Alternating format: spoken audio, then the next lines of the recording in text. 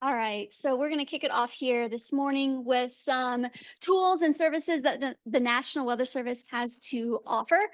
So I will start off with part of that, and then I'm going to hand it over to Jeff Zog, who is our hydrologist at the National Weather Service. And Chad's going to do something.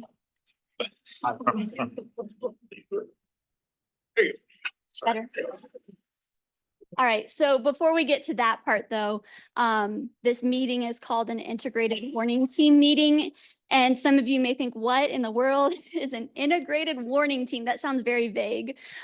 So basically it is our separate groups, whether you're National Weather Service, emergency management, or part of the media. We're all working together and have a really important role in keeping the public safe. And together our three groups form the integrated warning team.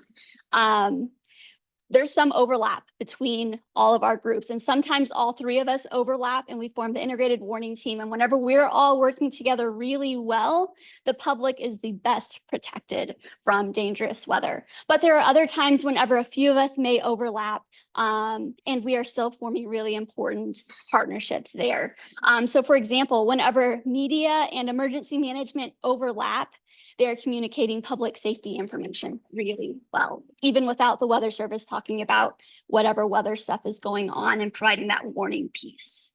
Whenever you've got the National Weather Service and emergency management overlapping, but without media, you're talking about mitigation, preparedness, response, recovery, those kinds of things, and maybe outside of that public realm. And whenever media and National Weather Service overlap, you start to share weather, water, climate forecasts and things like that that are more public facing with that weather component. All together, we form the integrated warning team. And being in the same room like this is really important because this doesn't happen very often. I'm trying to think of the last time we had one where all three of our groups were together. And I think it might have been 2017, 2018. And that's been a long time. A lot of us have switched jobs, are new to the area, new to professional careers for some of our younger people in the room. And so I think this is something that's really important. And it means that as we move into our convective season, which may start up on Monday for us, minus that little tornado that happened on Sunday, as I look on this side of the room, it looks like we're going to start getting going on Monday. And so with all of us in the room here together, we're going to be better prepared to work together during those situations. And that means the public is going to be safer. So that's a little why we're here snippet. Now we're going to get into some of the tools that we have specifically at the Weather Service. Really quick, who all has a Slack account or NWS 2.0? How many of you have logged into it in the last month? How many of you have it on your cell phone? Awesome. Love that. If you have it on your phone, get your phone out because this is going to be interactive. And I have a list right here of things that we're going to do in a Slack room to make sure that we know all the ins and outs because it is still a little new. And Slack has some really cool capabilities, and we want to make sure that we're using all of those because if there's features in Slack that can make us communicate better, but we're not using them because we're not used to it, that's not super great. So we're going to go through and do that now. And I am on Chad's account, so we're going to have some fun with it. Wait a minute. All right. I believe I am logged in. This looks different from mine. Actually, this is Chad. Okay. All right. The first thing that we are going to do is we are going to be in the exercises room. Does everyone know how to add a channel in Slack? If you don't, navigate up to the search bar at the top. And you're going to want to search for hashtag or pound, depending on what generation you're in. And then it is WFO. It's this one that I have highlighted here. WFO dash Des Moines IA exercises. The loss.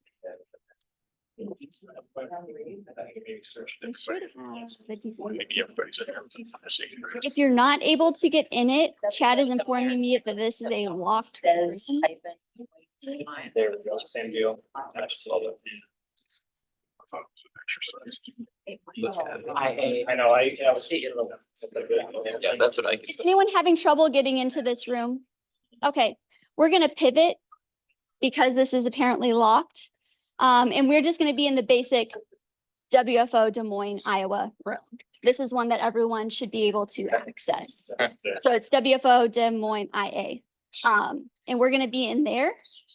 And the fun part is, I'm gonna have to hold this. Yeah.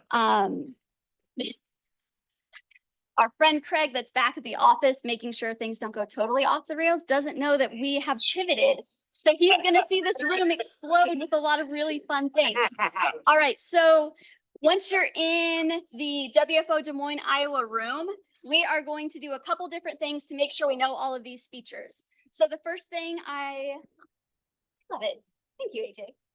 All right, so the first thing I want us to be able to do is to hop in. Something really cool that we can do is add pictures and videos.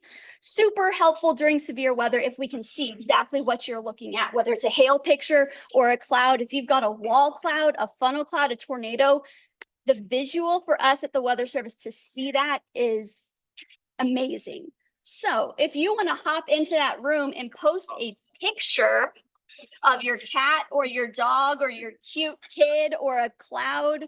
I heard someone took a picture of a rainbow on the way down. Where's Mindy? Put that in the room. Love it.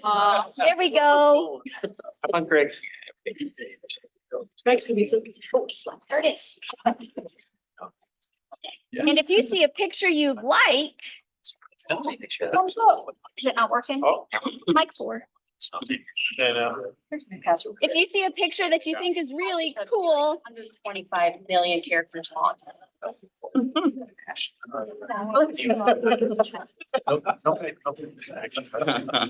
awesome. I love it. Whoa. Magical. Okay. Awesome. We've got the eclipse. We've got some dogs. Love it. All right. So, all right. Something else that we can do is add reactions. This is really cool because it lets us know that you've seen it in real time. So that quick acknowledgement whenever we put a chat in there or you put a chat into us, that quick acknowledgement. Yes, I've seen it. I don't necessarily need to reply, but I can put eyeballs on it or a thumbs up or a green check mark or something.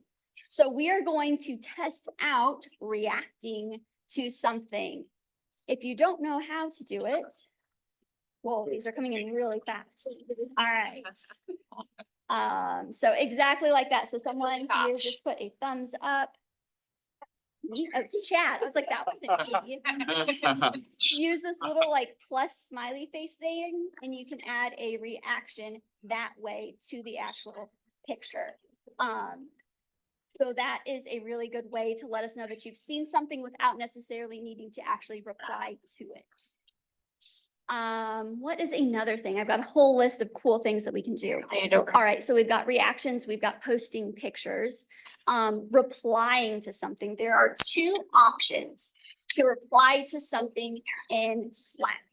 The first one is to actually type something into the room. Cool. You know. Chad thinks this is really cool.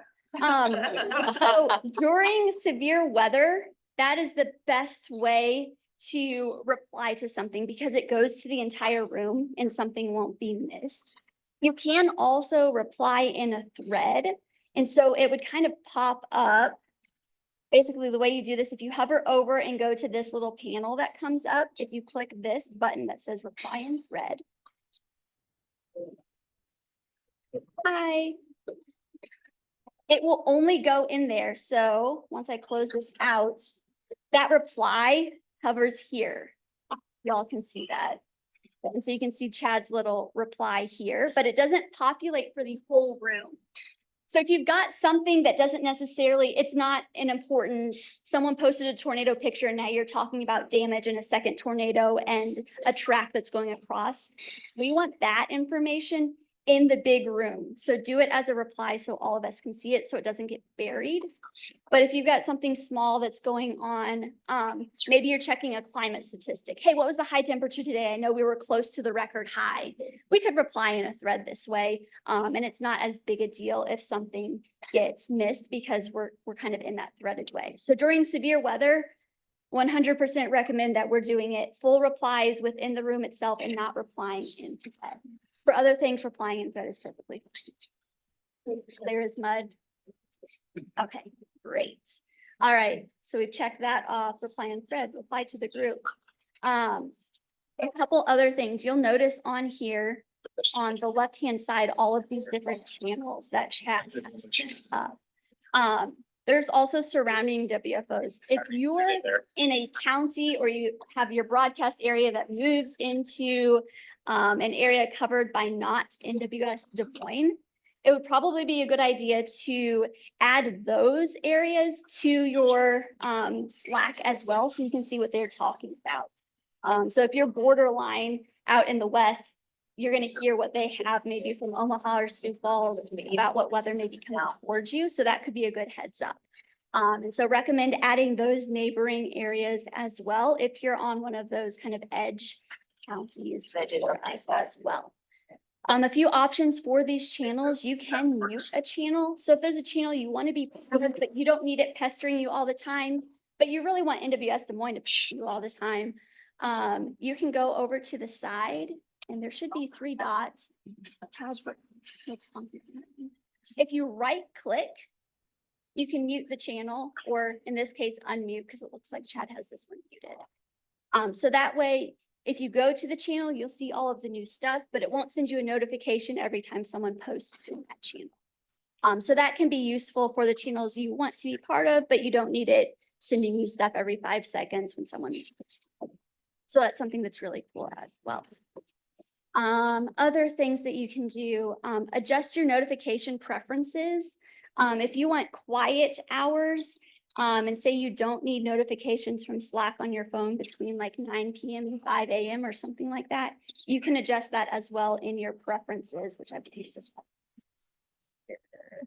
in help. You can get to it. And I think we can also get to it over.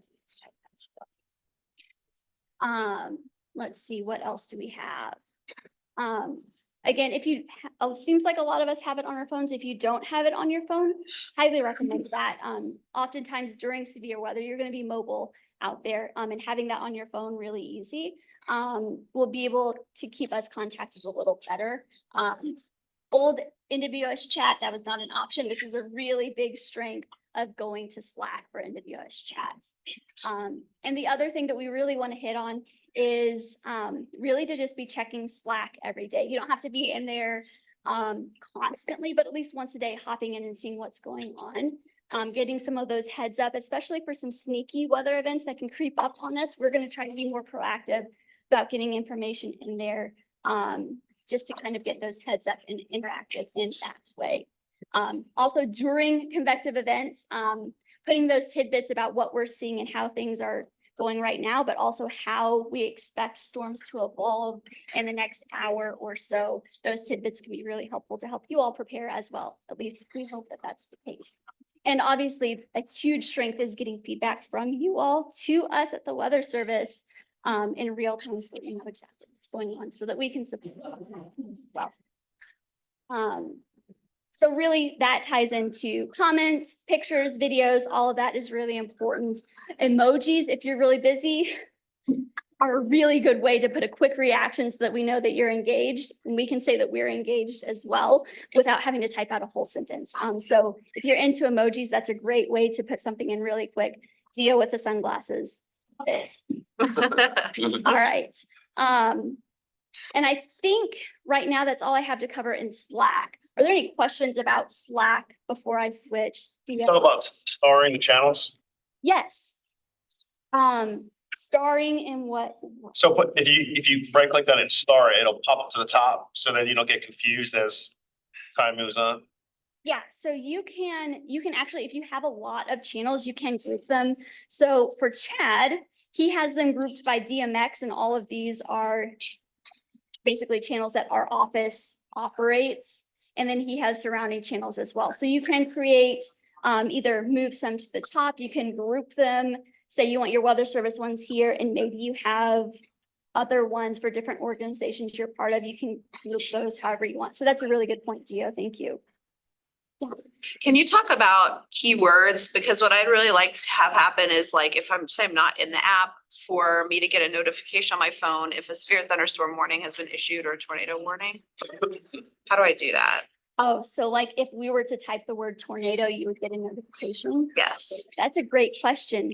Chad, I don't know about this, but it sounds like a really good thing. You want to speak to that? I haven't heard of that. That sounds cool. So there is a way to do it. It's under preferences. And that's half the battle. We're all kind of learning at the same time on this thing, but there is a lot of power when you roll into preferences when it comes to when Brooke kind of mentioned it, the notifications, you can separate it up by your desktop and your mobile. So you have that sort of flexibility here. But as you can see on the bottom, I've got Iowa, Des Moines as keywords. So when someone uses those keywords, you will get notifications with the keywords. So I would encourage to, if you haven't gotten into preferences, there is a lot of configuration power that you can do, like setting up those. I mean, the next time I'm cooking and there's a tornado warning, I want it to pop up on my phone. Exactly. Catch it. And from our perspective, you know, this is, there's always a lot of drama with the National Weather Service app. This is probably the app we're gonna get, and it's really powerful. So if you figure it right, it can be really useful. Okay. And there's that, and there's, as you can see on the left-hand side here, there is 10 other options, different things that you can do when it comes to setup. Basically, anything that you could ever dream up. Is that preferences only available on desktop or can you find it? Is it, you just do it differently? Yeah, I think it's a different process. Top right, and you can notify, like where your picture is, and then you hit notifications, and you can set them. Got it. When you have preferences for the tornado warning, say, like Megan was asking, if it goes tornado or tornado warning, can you do it where it says tornado warning or tornado? Because there's a difference, because somebody could be talking about, you know, Just a just tornado. tornado information, while tornado warning is more than just looking back at a tornado. All tornado warnings will be sent through our Des Moines channel by the bot automatically. So you'll get notifications from the bot on the, if you have it set up for the weather service channel. So if you don't, we certainly wouldn't encourage you to mute NWS Des Moines. No, it's not, but there are times that it doesn't sound. Or can we just make it so that it's only for tornado warnings that we get a sound? I would assume there's a way to do that where you're talking like multiple words that you can set up with quotes and things. Yeah. That would be my instinct that it's possible, but I don't know that answer. You can look into that. Good question. What's it, action or whatever. It's all the. No, that does not. I was just asking. All right, any other questions before we shift gears a little bit? Yeah, because I've been missing us. No? So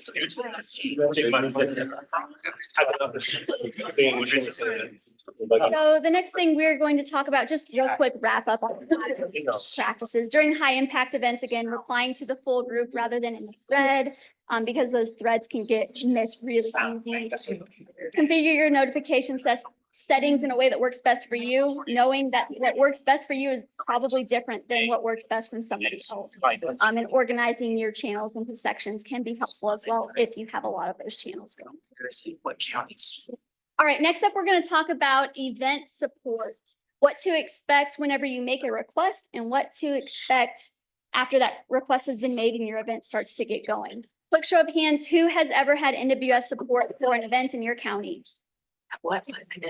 Who has ever had us on site for a larger outdoor event in your county? Yeah. I think I have been on site for all of them, actually. Cool. All right, so there are a couple different options here. The Weather Service provides on-site weather support, and virtual weather support for large outdoor events. And we're getting into the time of year where that's going to start happening much more frequently. So there are a couple options. One is virtual support. We're going to send you email briefings beginning 2 days in advance of the dates that you provide us with, and then throughout the event. Maybe you have a one-day event, or maybe it's a large week-long county fair or something else that's going on. We'll continue to provide support throughout the event. Once the event is ongoing, we'll also pivot to start providing those heads-up phone calls whenever something starts approaching your predetermined criteria that you've given us. So maybe it is lightning within 12 miles of your point, or sometimes that's flipped and it's within 30 minutes. And then we do a little bit of math for how fast the storm is moving and might get to you. And we do our best to make sure that we're fitting that criteria, and you're going to get a phone call whenever anything happens. And it could be lightning, but it could also be wind. Maybe you've got a fireworks situation or kind of a wonky stage where you don't want wind gusts over 40 miles per hour or something lower or higher. If you let us know those criteria, you're going to get a phone call from us if we start to approach that. Now, some important things when you're making that request so that we can support you as best we can is to let us know those key thresholds: wind speeds, temperatures, lightning, anything else that might cause a problem for your event that you would want us to tell you about.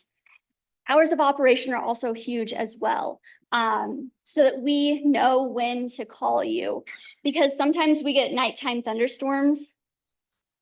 And at 3 a.m., we've got this thunderstorm and it's going really close to that county fair. And we don't know if you need a phone call or not, because the request is just from like Tuesday to Friday. And I know county fairs go over the weekend. That was a bad example, Tuesday to Sunday. And we don't know, do you want a phone call at night? Do you have people camping and you want that? Or am I going to call Jeff at 3 a.m. and he's like, Brooke, I don't care about lightning. Maybe he does, but if we know that, that's really helpful for us, because we're operating 24/7, but you all need to sleep at some point, and we're sleeping eventually in there too. So if you want to be called 24/7 anytime there's lightning approaching your event, we can absolutely do that. But if you don't, really helpful to let us know, because we're going to err on the side of caution and we're probably going to call you. But if you don't want us to call you at 3 a.m., that's really good information for us as well. You want that in the bottom of the thing now? No. We love it. Yeah, and you can always let us know as we approach. And if it's unclear, sometimes before the event comes, if we have time, we'll call you and say, hey, we have this event coming up for your county. Can you tell us a little more about your hours of operation? I will say a caveat to that is, as we get really into prime time for outdoor events, there are times in a weekend where we may have a dozen or more events. And so we may miss one of y'all. We'll obviously, of course, be watching for your events and give you those heads up phone calls, but the details of hours of operation, as far as like 2, 3, 4 days in advance, we may not have the time to do the logistics before. And in the heat of the moment, we'll say, oh no, there is a thunderstorm going towards Iowa Falls. There's an event going on there. I need to give this person a phone call. And shoot, I didn't call them 3 days ago to see what their hours of operation are. And so we're just going to call you anyway. So we're going to work hard to make sure we have those logistics known in advance. But there's sometimes where there's just so many going on that we may not get that heads up phone call to you in those days before. All right. So we talked about a little bit of, those phone calls and things. There are other things that go on as well for this event support. You're going to get our emails in advance and during. And something we pivoted to last year that's new, that our office is testing out, is this event ready web page. We're going to let it load up. These are basically selected for your exact location. So they're tailored to the lat lawn of your event. It does take a while to load up the first time, but it should get better. You will be brought to this page. It will be in your email that you receive from us. The radar, sure, great. But what you're really going to want to look at whenever you get to this web page, when you're planning for your event, is going up to this upper right-hand corner and clicking before the event. This is where you're going to get that hourly forecast information, which I know is something that you all really want. When am I meeting that threshold? Exactly what time am I going to start to get those wind gusts? Am I going to start to get heat index over 100 degrees? When is that lightning threat starting? In the bottom, we start to have that color coded here. Sandwich. Walk up, right, there's a little sandwich thing. There's a sandwich. Yep, scroll up. Not like a real sandwich, but a little pre-bar, yeah. and- Right. Sort of- If you click this little 3-bar sandwich, Chad is telling me you can expand it to full size. We're all learning today. All right. And then you're going to get this hourly forecast here, and it's going to be for your exact location. I chose Des Moines because that's where we are today.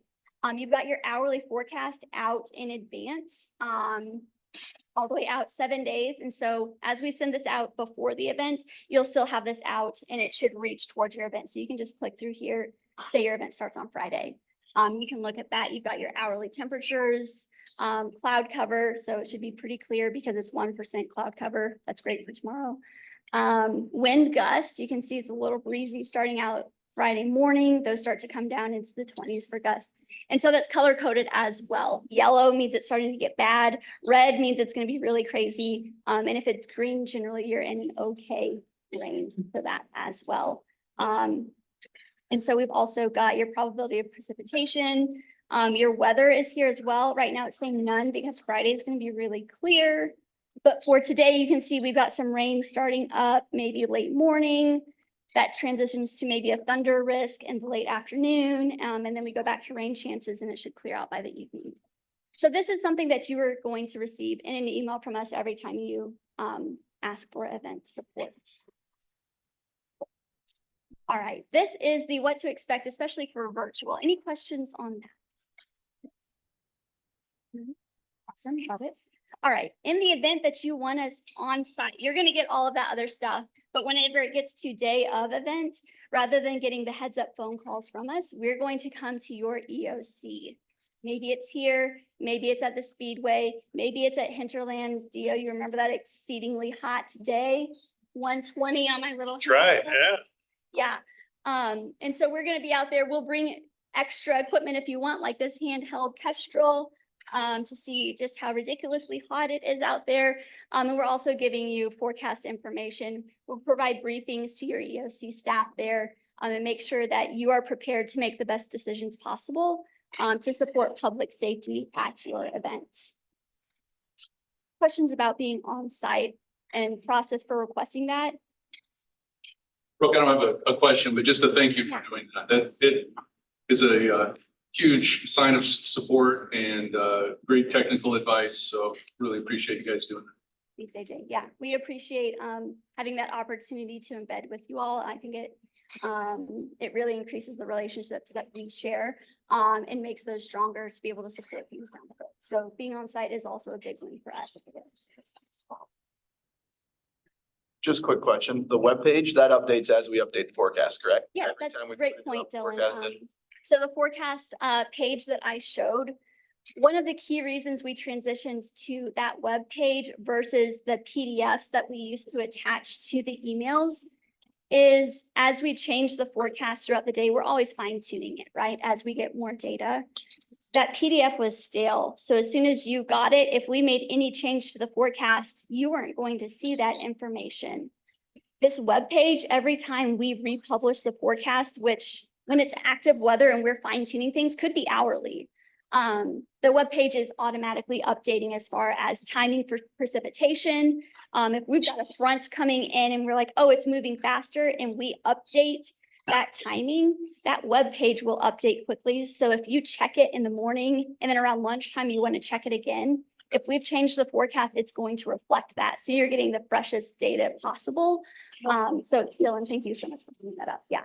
So that's going to update every time we republish the forecast, which is a huge reason that we wanted to go to the web page. So you're not getting stale PDF data in there and not being able to see anything that we've changed. So. All right, last thing, this is going to be a lot of clicks, but we're going to quickly go through some situational awareness tools that you may know about, others you may not know about. These are all links. We will send these out to you maybe tomorrow, probably next week. just a list of all of these links if you want to bookmark them yourself.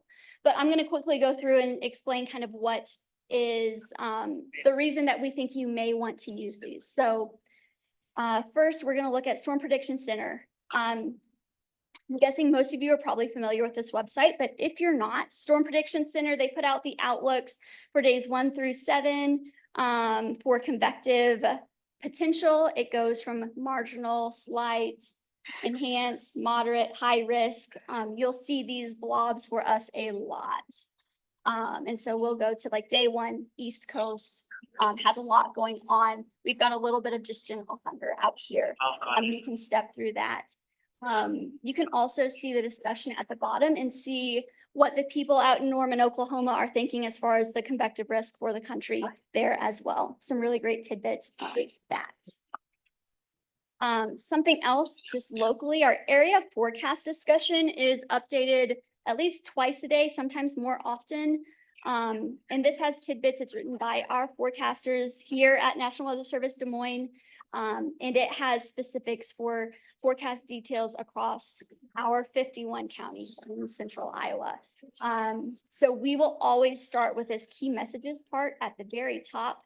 If that's all you have time to read, that is great because it's going to give you exactly what you need for the big picture, one-liner items. What do I need to know really fast? If you want more details about how much instability we're looking at or lapse rates or anything like that, or getting into the details of timing and uncertainty as far as what could happen, what are we looking at, what could bust this forecast, what could make it overachieve. We're going to talk about those details down below in the paragraphs there. So if you need a quick hitter, read the key messages. If you want a little more detail about what we're looking at, recommend reading those paragraphs below as well. So this is, again, our area forecast discussion, usually published around 2:30 to 3 p.m. and then in the morning, usually between 3 or 4 a.m., depending on how complicated the overnight is. All right, something else, our webpage, I'm guessing most of y'all have been here. From here, you can get to a lot of different places. You can have the forecast specifically for your location. If you click on the map, you can see our radar in the lower right. The center has the big weather map for the country. Our weather stories are in the lower left. These are typically what we also post on social media. So these will probably be repeats if you follow us on social media there as well. So you've got that. We have a DSS specific page. DSS, if you're not familiar with that, is Decision Support Services. It's what we do to support you all. This is kind of a dashboard that shows just a snapshot of what's going on right now. We've got a red flag warning out to the west. You're going to have pictures of radar and satellite, weather maps, and then any Iowa road conditions. So if you're interested in a dashboard like that, this is a great option as well. And again, not expected that you're looking at every single web page like this for every single day. That would be a little bit crazy, but there are options so that whenever something does come up, you know where to go for that information. And maybe having one of these as a every day I read the area forecast discussion, but only on crazy weather days do I go to SPC. Great way. So you're staying situationally aware, and then you have these other things in your back pocket that you know where to go whenever you need that information. And then also our DSS packet, which is the email that we send out to you during active weather. Right now, no active weather, but if we were to have sent an email that would have that information, it would be linked here. This will update every time, so it's not going to be a new link every time we publish a new packet. This will just actively update to reflect whatever that latest information is. 511 road conditions, you probably also have this as well, but if you're interested in what the road conditions are during winter weather, this is a really great resource, especially like looking at some of the roadside cameras, and the plow cameras on the plows themselves are really great for determining road conditions as well. Has the snow started? Has the rain transitioned from rain to snow? That's really great, at least for us, and I'm probably guessing our media partners as well, for figuring out where exactly that transition line has occurred. So that's a great resource as well. All right, just a few more These ones on the left, you'll probably use the most often. On the right, maybe not as much, but something that's good to know. We're gonna look at our fire map. This is something I just learned about literally this morning. Thank you, Chad. This shows all of the hot spots across the country in the last 24 hours. There's a lot of burning going on yesterday. And I know this because Dylan did a lot of spot forecast requests for some prescribed burns. I think he cranked out like over 40. And so these are any hotspots in the last 24 hours that have been viewed from satellite. If you see the little flame, that's an ongoing fire right now, and you can see that kind of icon here. So if you're curious about something like that, you can do that as well. This will show prescribed burns, but also if it's a surprise fire that was not prescribed and is not supposed to be there, satellite's still going to see it and it'll pop up on here as well. And so if you've got a wildfire going on or something like that, if it gets big enough, satellite is going to be able to see it, and you can use that as a resource as well. All right, NWS GIS viewer. This is just another way to view some of our products. So once it loads up, it's going to show basically all of the alerts that are in effect. Chad, what is this? I'm not going to look at that. All right. So right now you can see the red flag warning out to the west, including portions of western Iowa. If we were to have any other kind of convective warnings, river flood warnings, things like that, it would show up here. So if you just need a big picture of what is going on in that way, that's something you can pull up. There are some layers off to the side that you can load, looking at different kinds of imagery and things like that. You can configure it to whatever is going to work best for you there. All right, something else, the iPause viewer through PBS. This is going to show any active alerts right now. So similar to that GIS viewer, just a different way of maybe looking at things. And I believe there are other options, Chad. I think the key thing with the PBS viewer, I didn't know this until a couple of months ago, but it also shows all IPAWS alerts that have been sent out by county officials.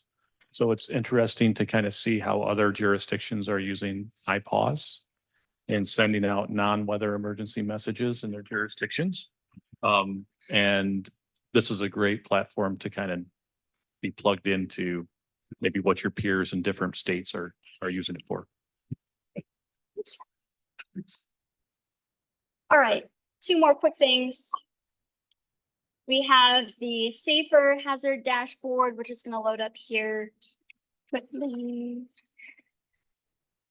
This is going to show active warnings. You can configure it to show radar. You've got the SPC analysis out there as well.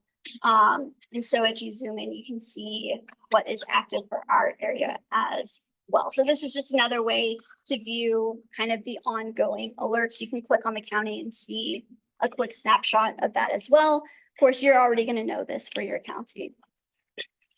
All right. And then last one here, damage assessment toolkit. This is going to be good for after events, especially tornadoes. This is where we're going to start to post tornado tracks and things like that. So you can see down in the south that had some significant severe weather yesterday. They've already got a few points in there. And this will be updated. Whoa, this is all right. This will update kind of throughout the day, especially as we start to do damage surveys. You'll start to get some of that information as well. It'll have damage points, the rating and things like that. Once we kind of QC it and say, okay, yes, this is okay for public consumption, then it will go onto this public website for you all to be able to see that as well. Damage assessment toolkit, or the DAT for short, really good resource to be able to see that kind of information. All right, that was like a really fast overview of all of those tools. Any questions on any of that? No? Awesome. All right, I'm going to hand it over to Jeff Salk. He's going to talk about more of the hydrology side of our services here.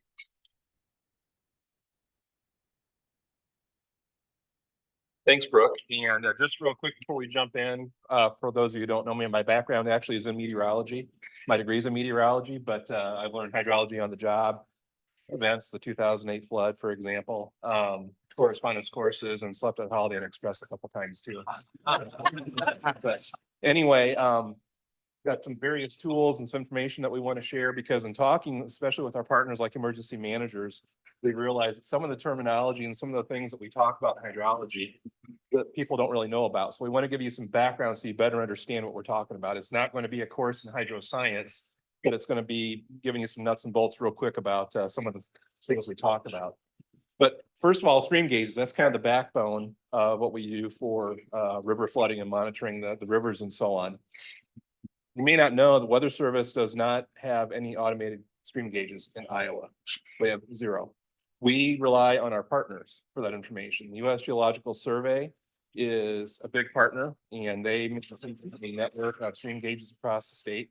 The picture on the slide is actually the stream gauge at Beaver Creek near Grimes, which is technically in Johnston, but back when it was established, it was called near Grimes. The Army Corps of Engineers is another important partner. They operate a handful of stream gauges across the state, but more importantly, they operate our reservoirs like Saylorville, upstream of Des Moines, Red Rock, Raft Bend, and then the eastern part of the state, Coralville Reservoir. Another important partner is the Iowa Flood Center. That's at the University of Iowa.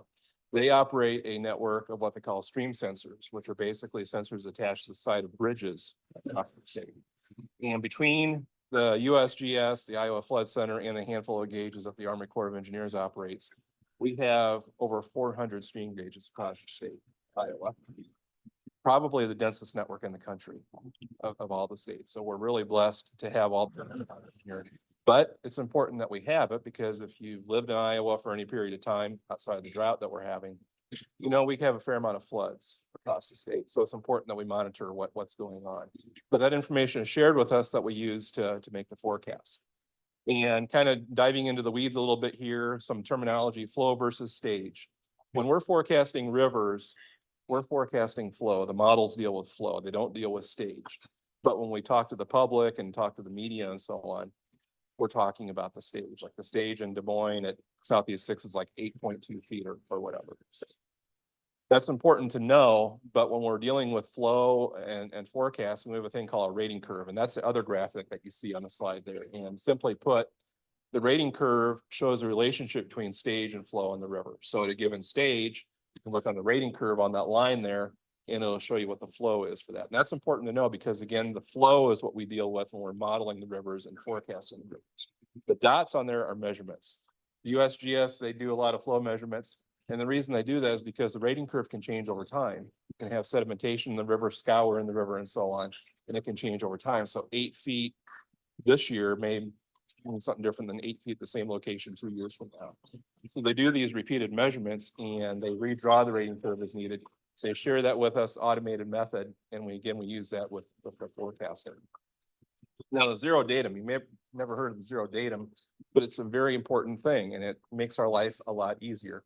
The zero datum is basically the elevation above sea level where the zero for the gauge is at. So for example, pick a gauge, any gauge, and let's say the zero datum is set at 600 feet above sea level. Probably a bad example, maybe 800 feet is more appropriate here. The elevation of the water surface is 810 feet above sea level.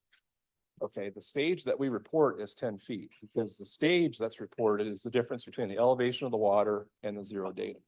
Think about if we started reporting stages around here of like 810 feet.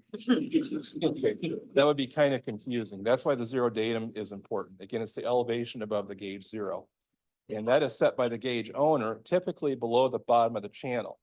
The reason that's important is because you can get scour over time. And remember that stage is the stage minus the zero datum. So if you set the zero datum right at the bottom of the channel, you get scour. You could have a case where the actual elevation of the water surface is say 795 feet, zero datum is 800 feet. Guess what the stage is? -5 feet. Okay, try explaining that to people. What's the stage on the Des Moines River? -5 feet. Okay, that's why the zero datum is set where it's at.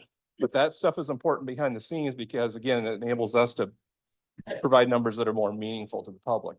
But it's also important because the stage is not necessarily the depth of the river. A lot of people confuse that. Well, the river's 8 feet deep or whatever. Not necessarily, because obviously the stage can change various locations in the river. And again, usually the zero datum is set at some elevation below the bottom of the stream channel. So that's why we have those things.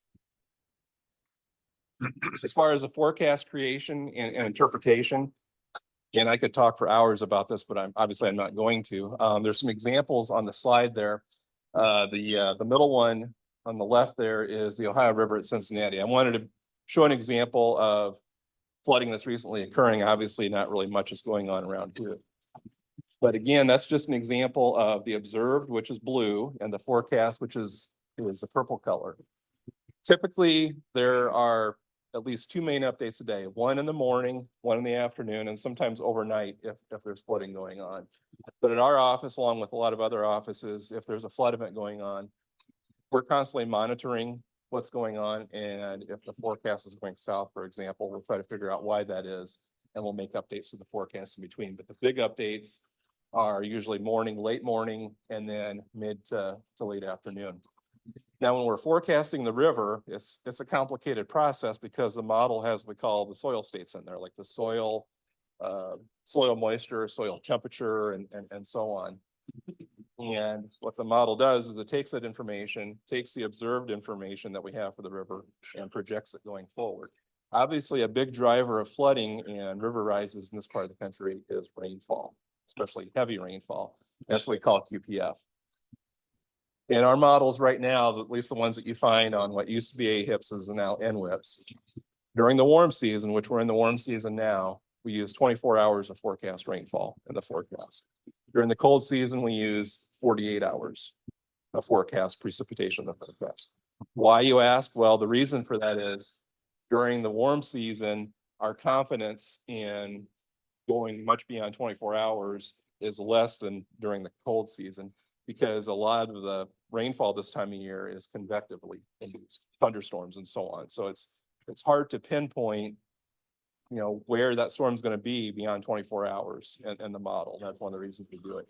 The thing with hydrology is location is everything where the rainfall occurs. So let's say we forecast a 2-inch rainfall across the Des Moines Basin, for example. And let's say that the actual 2-inch rainfall occurs across the Skunk River Basin off to the east. Well, we've actually missed the forecast twice. We've over forecast the Des Moines Basin, we've under forecast the Skunk Basin. So that's one of the reasons we limit some of the forecast rainfall in there. And sometimes what we'll do, if there's uncertainties, we'll kind of broad brush it. It's better to be, kind of in the ballpark rather than be drastically wrong in 2 different places. Now, the graph that you see on the right there is output from what we call the Hydrologic Ensemble Forecast System. This is an automated system that's on NWS, which since we have internet, I'll show you NWS. But what that is showing you is basically confidence intervals with the forecast. So like the tan that you see there is lower confidence, the green is higher confidence, and the dark blue is the highest confidence, kind of the expected band. And in there, you'll see a trace, which is kind of the expected value.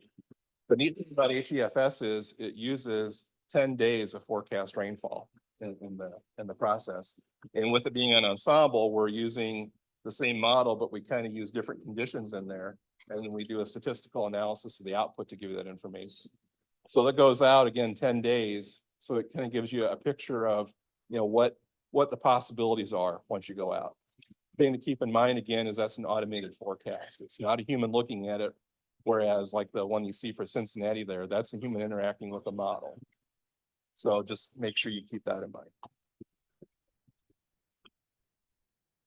And the realism of 0.1 precision, that's going to depend a lot on the river. If you have a really flashy stream, like a small stream, for example, 4 Mile Creek here, getting that forecast within 1/10 of a foot, it's going to be a lot more difficult than getting within 1/10 of a foot on the Des Moines River, for example, just because it's more flashy. But one of the things we do is after events, go back and look and see how it went, and see if there's things we can improve, just like with any other weather event. Just real briefly, wanted to share with you our philosophy on flood stage and flood categories. Again, this is dealing with river flooding. A lot of people think that flood stage is bankful. That's when the water comes out of the river, starts flooding. That's not the case. The intent of flood stage is the stage at which significant impacts begin to life and property within the reach of the river. So it's not necessarily bankful, and significant impacts could be water, floods a road, closes a major road, infrastructure, buildings, and so on. And the river reach is a stretch of river where the readings from a given river gauge are considered valid. And usually it's some distance upstream and downstream of the river gauge. One key limitation would be is if you have a big stream that comes in above or below. One example of that is the Des Moines River at Southeast Sixth. It's just below the confluence of the Des Moines and the Raccoon Rivers. The reach for that only goes up to the Raccoon River. We don't go above the Raccoon River because it could contribute a lot of water to the Des Moines River. And depending on the event, it could contribute even more water than the Des Moines River itself. So again, that's a limitation, but the reach again is considered to be the stretch of river where the readings and the forecasts are considered valid. And we usually put that information in our flood warnings and flood statements too. But again, bottom line is with our flood stage and flood categories, we have minor, moderate, and major. We want it to mean something so that if we issue a river flood warning, for example, it's not, well, the Weather Service issued a river flood warning. It's, oh, the Weather Service issued a river flood warning. That means there's impacts going on. That's our intent. Minor flooding typically matches flood stage. Moderate flooding, you kick the severity up a notch. Some more significant impacts. Then of course you have major flooding, which is kind of self-explanatory, even higher level impacts. You could be talking about interstates being flooded and closed, major infrastructure and buildings being flooded and closed. And those of you that weren't around in Des Moines in '93, that's a picture of the '93 flood in Des Moines at the height of it there when waterworks got flooded. Impact statements. I want to talk about this briefly. You'll see on our pages, especially for our river forecast points, and I should digress a little bit. River forecast points are locations that we provide river forecast for, kind of self-explanatory. We don't do it for all stream gauges. Stream gauges where we don't do forecast for are called data points, but they're important because they give us information in the river model. But for flood impacts, what that is we're basically saying at a given stage, this impact is occurring. And these impacts here are for Beaver Creek near Grimes again. So for example, at the top there, 23 feet, water reaches the road surface of the Northwest 70th Avenue Bridge. So what we're trying to do is quantify some of these stages. So at a given stage, this impact occurs. What we'd like you to do, and one of the things that we ask for our partners, is if there's ever a flood event occurring, and you notice, for example, that there's an impact statement that's not valid, that says something's flooding, but it's not anymore. Maybe there's mitigation done, for example, so it's not flooding. If you notice something's not right about our flood impact statements, to let us know, because it can be difficult for us, you know, for especially a widespread flood event, to go back and check all these flood impact statements. So if you notice something that's not right, let us know. Or if you notice a significant impact that's not documented, that you think we should share with people, let us know, because we can edit these locally at our office. We want to make sure they're representative. Probably the biggest thing I want to talk about is National Water Prediction Service. Pretty exciting times going on in the Weather Service right now in hydrology. The National Water Prediction Service is one of them. If you recall, we had a webinar on that last month. It replaces AHIPS, the Advanced Hydrologic Prediction Service. A little bit of history real quick is the Advanced Hydrologic Prediction Service. It actually came out of the flood in '93, and the Des Moines office was a prototype nationwide for AHIPS, which was kind of cool. But anyway, NWIPS is a replacement for AHIPS. AHIPS is running in parallel until late May. But since we have internet, I'm going to hop on just real quick and show it to you before I hand it back off. But again, there's a lot of neat capabilities on NWIPS. So what I'll do for tools here is I'll hop on to NWIPS. Remember, Brooke mentioned our DSS pages. There's a Hydro DSS page. And on there are a whole bunch of links, some custom links for NWIPS and various other tools to kind of diagnose what's going on in the hydrologic world. But this is NWIPS. On our Hydro DSS page, we have some custom links, because if you go to the national page, water.weather.gov, there's certain settings that you have to make to turn things on and off. And this custom link has a lot of things turned on. So this is zoomed into Iowa here, but I'll pick on Cedar Rapids here. Click on Cedar Rapids, you get the observed, you get the forecast. Again, that's an official forecast that a human's interacting with. If you want full information, you click on that for the gauge. And it'll load all kinds of information for the gauge. Again, you have the observed and the forecast there. You have the flood categories, your flood impacts there on the left. Dave's location, crest history there on the right. In your flood categories, and then you have various graphics down here. Then there's the HEFS graphics too. That kind of show you, what to expect going forward for that site. Another exciting thing that's coming that's not in NWS yet for us is flood inundation mapping. My weather service has been doing that across different zones of the country.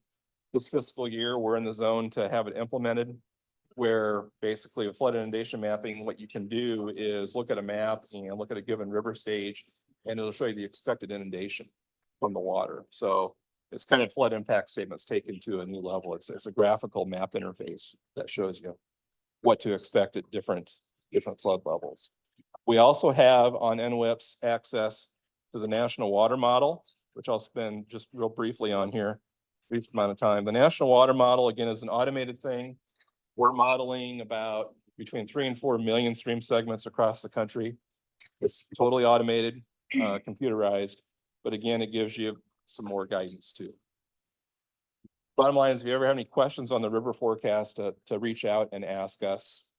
And the official forecast is the one that humans interact with the national water model and HEFS. That's totally automated. It's just a computer running a forecast. Make sure you keep that in mind. But that is all I have. There's a couple other tools there that you have. If you do go to our office website, weather.gov/Des Moines, I noticed this just changed yesterday. You go to rivers and lakes. It used to go to AHIPS. Now, as of yesterday, it goes to NWS. Again, you'll come right back to NWS, and you can customize the display as you want. You can zoom in and out and save the URL as you want. So there we go. Now it's starting to load the information. See some of the flooding going on out east, especially across the south there, but we're still in a drought here. So that's all I have. Are there any questions? The flood inundation mapping, so I think it's fiscal year 25, so it starts, supposed to be rolling out next year. Is that going to be for the forecast points only across the state, like the core and the GS sites, or is it others too? It's a good question. Chad asked about the flood inundation mapping. What locations is it going to be for? Just for forecast points or everywhere? It is going to be everywhere the national water models, which again is pretty much any stream in the country. In our area, there's going to be flood inundation mapping for it. You can keep in mind is you're going to need to know what the forecast is and the observations to have a better confidence in inundation mapping. So you can be more confident in the inundation around areas like our river forecast points, where we actually have forecasts being generated, human interacting with the model and generating those quality forecasts. But again, it's going to be everywhere. But I put more faith in it where we actually have forecasts that we're actually paying attention, the humans interacting with the model and communicating that forecast. But once it's rolled out, it will be part of NWS. And that's one of the reasons NWS was created, was to be able to host the flood inundation mapping. Once it comes out. Good question. Any other questions? AJ. You just showed the impacts, and I know that some river gauges have more detail than others. I'm interested in any advice out there on how to keep that more current, because those can change obviously. And we're communicating with the public, we're trying to convey what's going on and what we're doing about it, but most importantly, what we want the public to do about it or not to do. And sometimes it's a challenge to keep those impacts current. So I know you guys work hard at trying to do that. We do it every couple of years, send reminders out to local jurisdictions to say, has anything changed? I don't know that we're getting a lot of response back. Are you getting any more than we are? If they're going direct with you, that's fine. But we don't see a lot of response to our request to keep that updated. We don't see a lot either, AJ. And to be honest, we rely a lot on our emergency management partners. And then you in turn rely on your local partners. Because our office serves 51 counties. it's hard to be an expert in every county, so that's why we rely on emergency management, because you guys are more the expert on that, the local effects, than we are at our office. So we rely a lot on emergency management for that.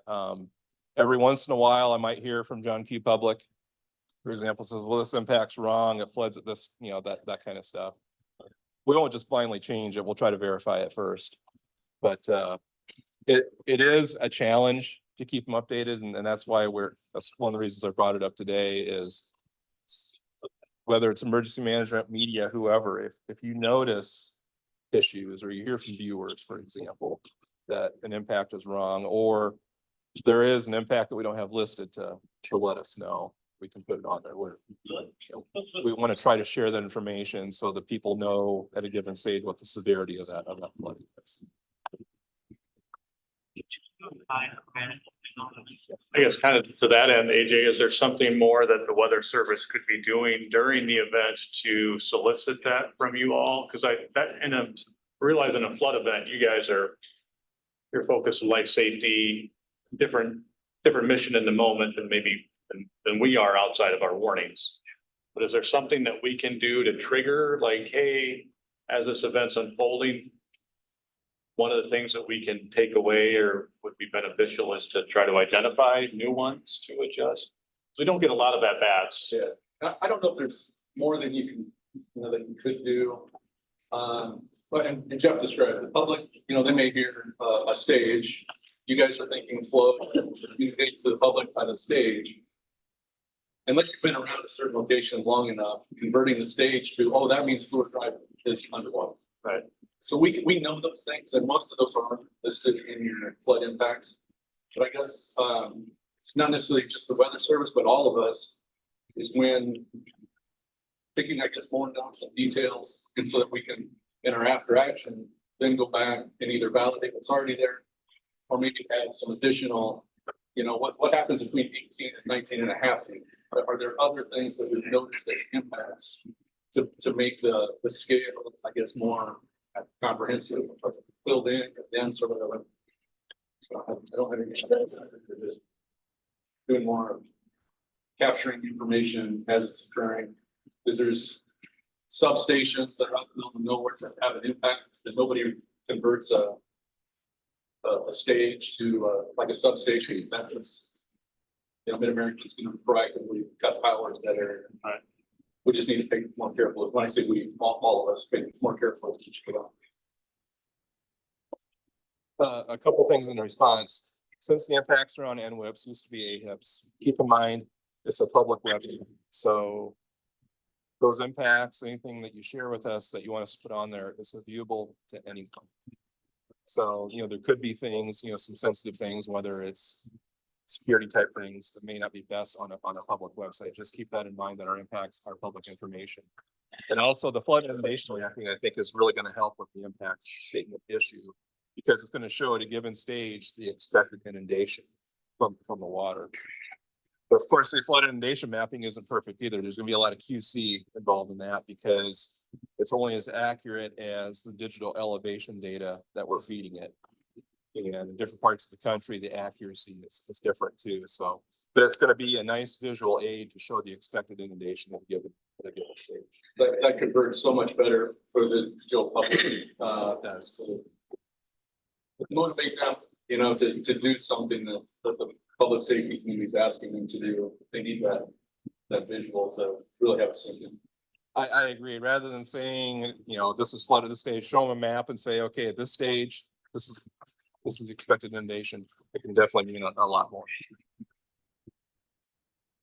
Anything else?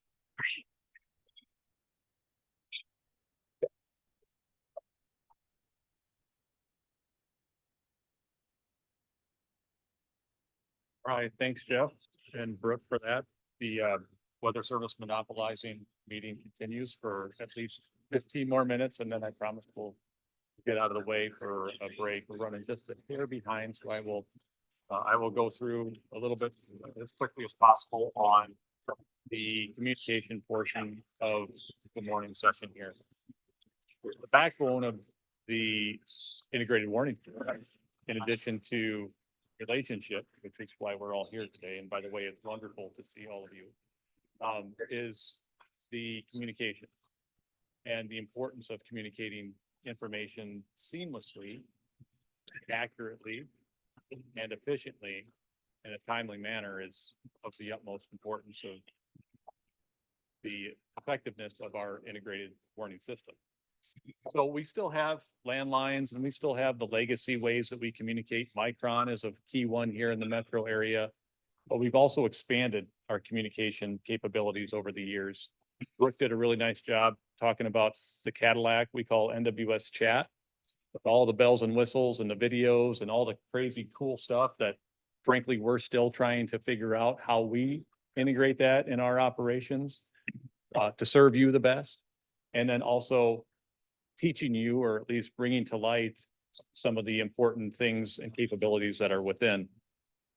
But two other areas of communication that we've been working on over recent years is the MACH software and the ISICS Talkgroup, the DMX ISICS Talkgroup. And I'm going to talk briefly on both of those here. Thought it would be good to spend just a few minutes to talk about the capabilities and then answer any questions or thoughts on both of them as we evolve our services on both platforms. So the MACH software is stands for everybody in the room, is Mobile Architecture for Communication Handling. It is a mouthful. It is ran by the TRAX group out of the DOT. And the wonderful thing is it's embedded in every dispatch center or most dispatch centers in the state. So when those folks get calls from 911, they are looking at the MACH platform to dispatch whatever they need to dispatch for that incident. Over the years, I'll back up a little bit. Our communication with dispatch has been literally right landline. That's how we got it. And you can imagine on an incident when we have something going down, yes, the queue that loads up by dispatchers. I know there's a few dispatchers here that have dispatching history. They get busy. And in our rural counties, guess how many people are working those dispatch officers? See Thomas saying one. Busy. So understandably, when they get that report of a tornado, that is not life safety necessarily because they're dispatching things for damage to a house and they're focused on a little bit different way. So that's what makes MACH so beautiful, I think, for a efficient way to communicate with our dispatch centers to gather those reports. It's a direct communication tool into our dispatcher officers with the National Weather Service. The main purpose that we pursued it for was to automatically display warnings on their map. We've done a lot of outreach to dispatch over the years, and they have as many and if not more screens than we have at the weather office. And when you say, with the exception of where's Jamie at? Jamie's done a good job and did a great job in Mahaska to get them engaged in NWS chat, but that's a hard sell of like, hey, you have 8 screens, but can't you have 9 for chats? They'll kind of look at you funny and then they don't really do anything from that, right? So kind of to combat this was like, hey, can you guys integrate your warnings onto the MACH software system? It's already up. We're already using it. And so a couple of years ago, we worked with the DOT TRAX folks to get that done. And so now all the warnings are overlaid onto the MACH software, which is fantastic because if you're a dispatcher, you are trying to get that information from the teletype system. That's, by the way, statewide. And so I am trying to decipher the warnings that's in Humboldt County. Does that affect me? Okay, what part of the county it is? It says northwest of the county, but do I need to activate sirens in these communities or that community? It's complicated. So the graphical portion of this was the key impetus of what we were pursuing.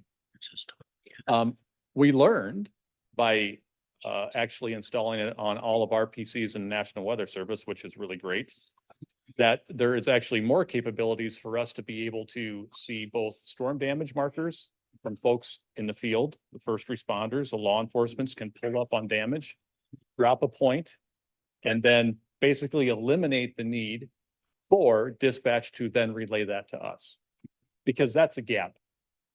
Just imagine dispatcher gets a phone call, tornado. Oh gosh, I'm too busy. I'm dispatching people. I don't have time to call the National Weather Service. Oh, by the way, we don't have a warning out yet. So this really fills a gap in that. And then the other thing that was really cool about MACH is that it allows us to be more proactive in the way that we communicate with our dispatchers. We have group chat capabilities, we have weather alert capabilities, and we can select by county. So imagine we have a severe weather episode, we can pick the southwestern part of our area.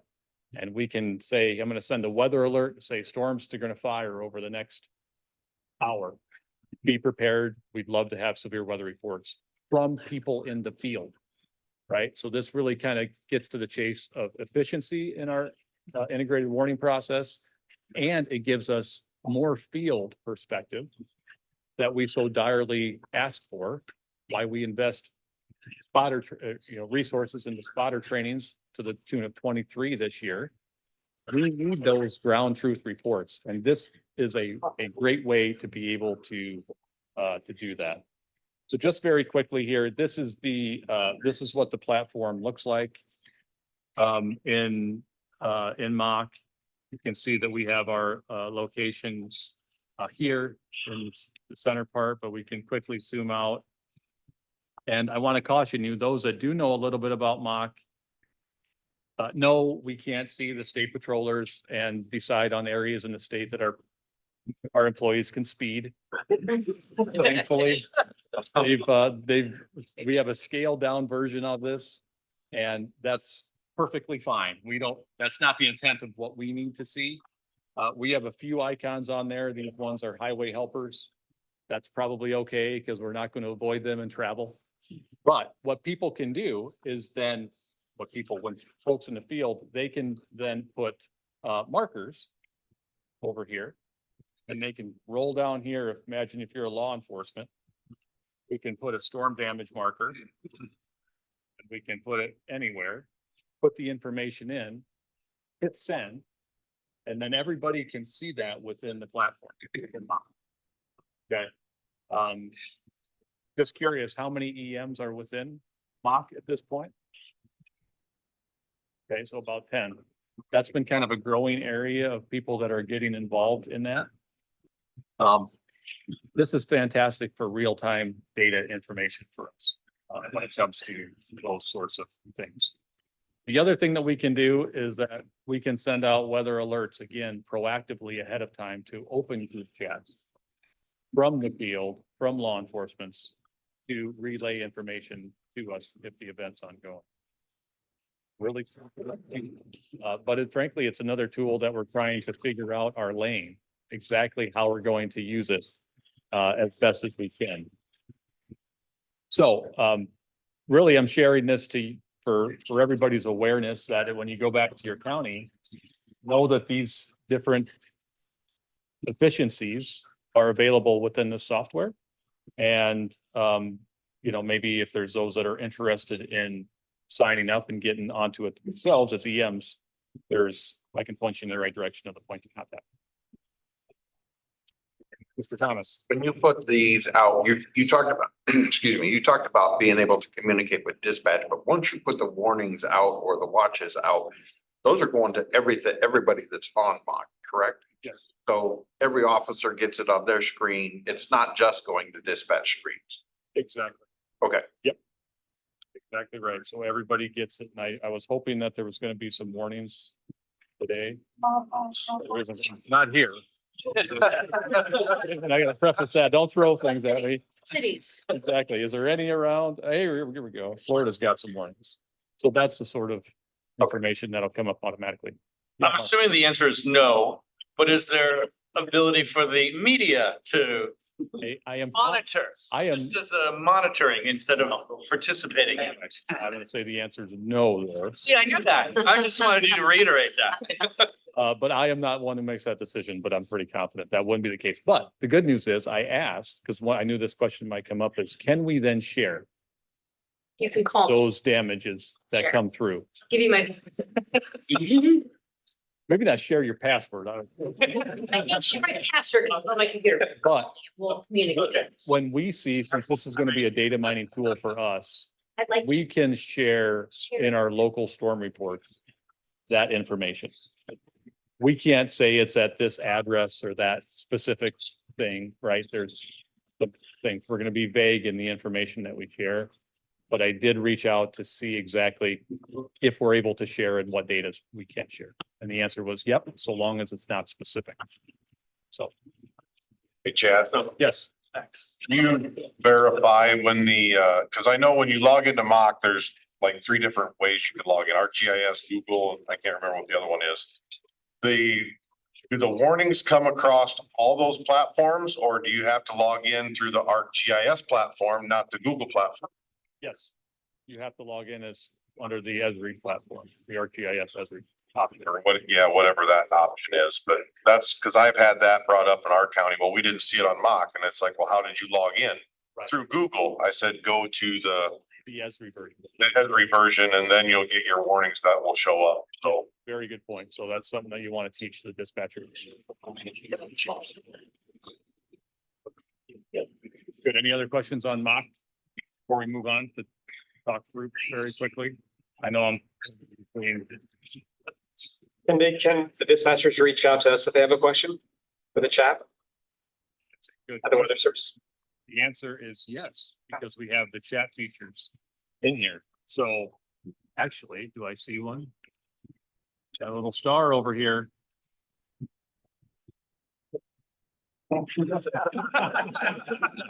Love it. Boy, this is like we had this choreographed.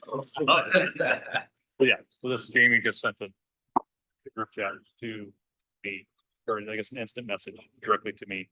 You can do it the same on a group chat. Dispatchers can then reach out to us directly. And thank you for bringing that up, Andrew. Yep. So a lot of really neat capabilities that we're excited about using and leveraging at a different pace. Chad? Yes. I was to stay on for quite a long time. So just those of you who are in mock, you know this, but if you're getting into mock and you like say something snarky, it'll sit there for like, This could be printed off by your admin. yeah. So you gotta be careful on how you communicate with people, like keep it very professional, but if not, I could be FOIA. So Yeah, that's so you can set up in the room when it closes. Upon setup, when you send out group chats or when you set up a weather alert advisory, typically it defaults to an hour after inactivity and then it goes away. But yes, to Dio's point, that is all FOIA-able. Don't put anything in there that you don't want to see on a newspaper at some point in time. So, yep, everything, something to be careful of.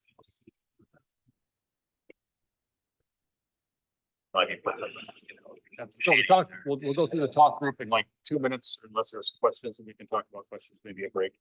So the NWS Des Moines, of course, we have the Micron network that's been around for ages and is a still really important tool for our Micron counties, which Micron, for those that don't know, stands for Metropolitan Incident Command Radio Network. Born out of the 93 floods. It's 8 or 9 counties across the population corridor that we provide audio service to the 800 megahertz system. 800. But as we've evolved towards the ISICS platform, we also have a NWS talk group on ISICS. Okay. This is a radio that we have sitting in our office that we can then provide similar service that we do with Micron to the areas that are outside of those counties. So think about basically from Story, Marshall down to Warren. Anybody outside of that area, does have access to the Des Moines talk group. They are the target audience was EMA, but also we encourage dispatch. We started a pilot project, I think about 3 years ago, thanks to COVID. Kind of messed us up a little bit, but Andy was on the initial planning. Mindy was, Bob was, where we tried to talk through how are we going to field this. We had questions on about how we were going to get the equipment and that sort of thing. Fast forwarding to 2024, those that know what NWS phones look like. Raise hands, how many have seen a NWS phone? I've heard it, Ever heard of it? still have it. Yeah, it's, think about like, what, how can I best, maybe like 8 tracks, maybe just a stage above 8 tracks when it comes to technology. NWS is an old dying, it's a landline, it's copper. There's some limitations. Well, this year, we had a Warning Point reach out to us, Warning Point being state radio, Storm Lake, saying our NWS is EOA and we cannot fix it. Yep. So we have evolved away from our NWS notifications over to the talk group on ISICS. Okay, those will only be sent for tornado warnings. That's our criteria on there. However, there are other capabilities for all of you all to also use and leverage this tool in your counties to communicate directly with us. This is a list. Ashley did the roll call yesterday on this as we look at Monday potential severe weather event. These are the groups that are on there. I can get you more information on how to get on there, but bottom line is this is going to be a growing way that we communicate in the integrated warning team as well. Both two-way, relay of information that we want folks to understand. What questions do you have on that? Questions, concern, comments, ISICS? We don't get a lot of traffic on it. So don't feel like you're gonna bother us by reaching out on that tool.